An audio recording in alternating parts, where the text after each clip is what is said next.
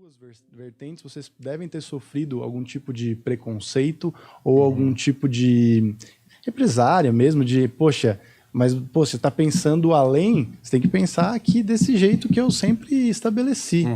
E vocês justamente são especiais por ter esse pensamento, inclusive cristão, né? A base sempre ser a primeira coisa, né? Que acho que nas igrejas muitas vezes acabam se perdendo.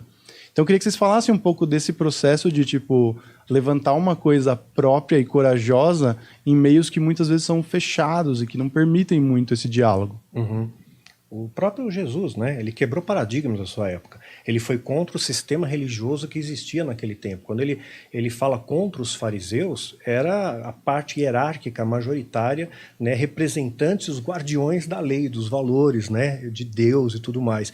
E Jesus chama esses caras de raça de víbora, de sepulcros caiados, hipócritas, de condutores cegos. Ele chuta a mesa dos cambistas no templo, né? E hoje a gente vê muito comércio voltando para as igrejas, lamentavelmente, né? Vendendo a porcaria ungida, isso, aquilo.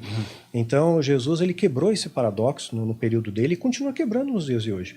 Né? Ele continua chutando a mesa dos cambistas do mesmo jeito. Né? Então, ele não foi... sei que o povo pediu a sua crucificação, né? Em uníssono, pediram, crucifica, mata Jesus e solta o bandido. E hoje, lamentavelmente, muitas pessoas ainda estão dando absolvição para o bandido, para aquele cara que engana, que cai bem naquela questão do propagandista de Hitler, né? O Goebbels, que é uma mentira contada várias vezes ganha o status de verdade. Então, muitas mentiras são contadas, né, nos altares hoje em dia para enganar o povo, para desviar o caminho, né? E hoje, quando você fala o cristianismo puro, você resgata o valor. Pô, vamos falar o que Jesus dizia, né? Amar ao próximo como a ti mesmo, né? Tem uma parte bíblica que eu acho fantástica. Certa vez os apóstolos vieram até para Jesus e disseram, olha, tem uns caras aí expulsando demônios em teu nome, e nós proibimos eles, porque não podem fazer isso, né? Eles não estão junto conosco, eles não fazem parte dos apóstolos, não te seguem, né? Não são discípulos. E Jesus diz, bom, aqueles que não são contra nós, são a nosso favor. Então Jesus, ele estabelece uma plataforma de amor em toda a sua oratória, em toda a sua dicção, né? E isso, lamentavelmente, foi sendo contaminado com o tempo. Hoje em dia as pessoas vão nas igrejas porque querem prosperidade, querem cura, querem milagre, não estão indo por amor. E quando você resgata o valor do amor, é claro, as pessoas estranham.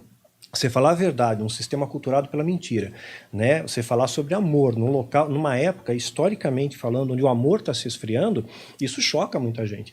Então, no começo, né, os meus seguidores teve assim, tiveram que passar por uma catalisação, né, para poder aprimorar isso. Hoje em dia, né, eu tenho uma galera mais homogênea. Hoje o pessoal que me segue já entende a pegada, já sabe que a gente não está aqui para apontar o dedo para ninguém, a gente tem mais que estender a mão, né? Já tem divisão demais no nosso meio, porque a gente vai trazer mais visão ainda, mais parede, né? Então Jesus não veio fundamentar uma religião, né? Ele veio apenas apresentar os valores do cristianismo, cujo esteio majoritário é o amor, né? E a gente tem se perdido disso. Então no começo eu recebi muita crítica, sim, né? Especialmente porque falava contra os dogmas hoje e doutrinas que enganam as pessoas, né?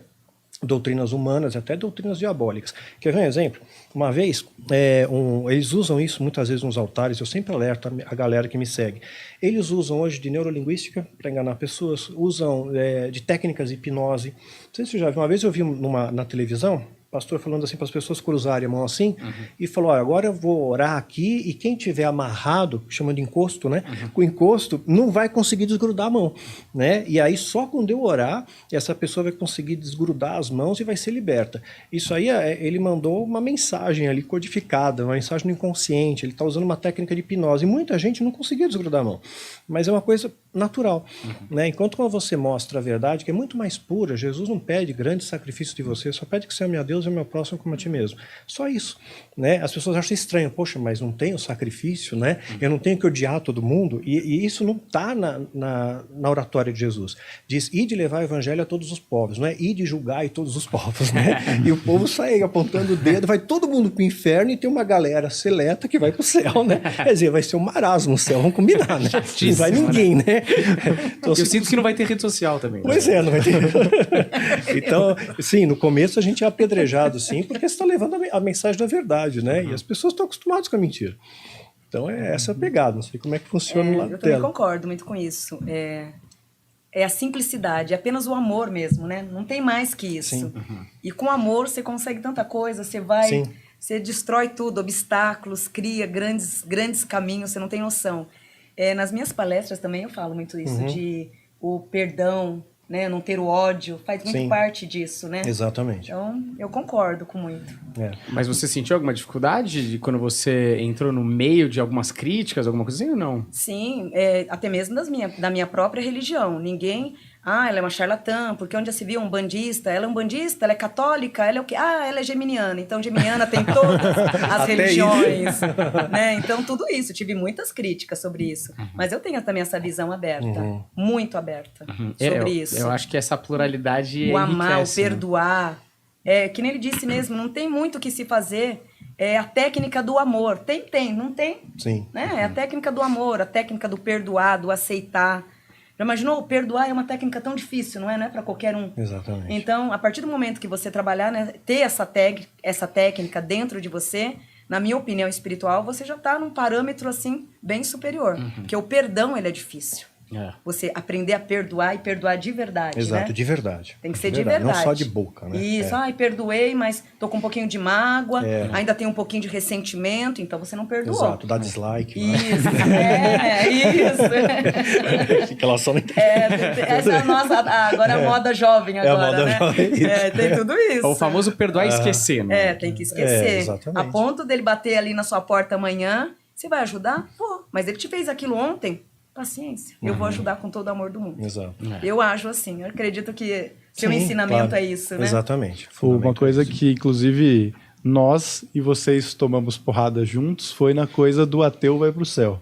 A gente já falou várias vezes sobre esse assunto. E o Heidrich veio também, concordou, foi na mesma linha. Rodrigo Silva também abraça a mesma linha. O Rodrigo a gente não teve contato com ele ainda, né? Mas eu vejo como é padrão, né? Como as pessoas que eu falo, né? Julgar, né? Fora vocês que, por exemplo, seguem o ensinamento de Cristo livre, sem nada, vocês estabelecem isso.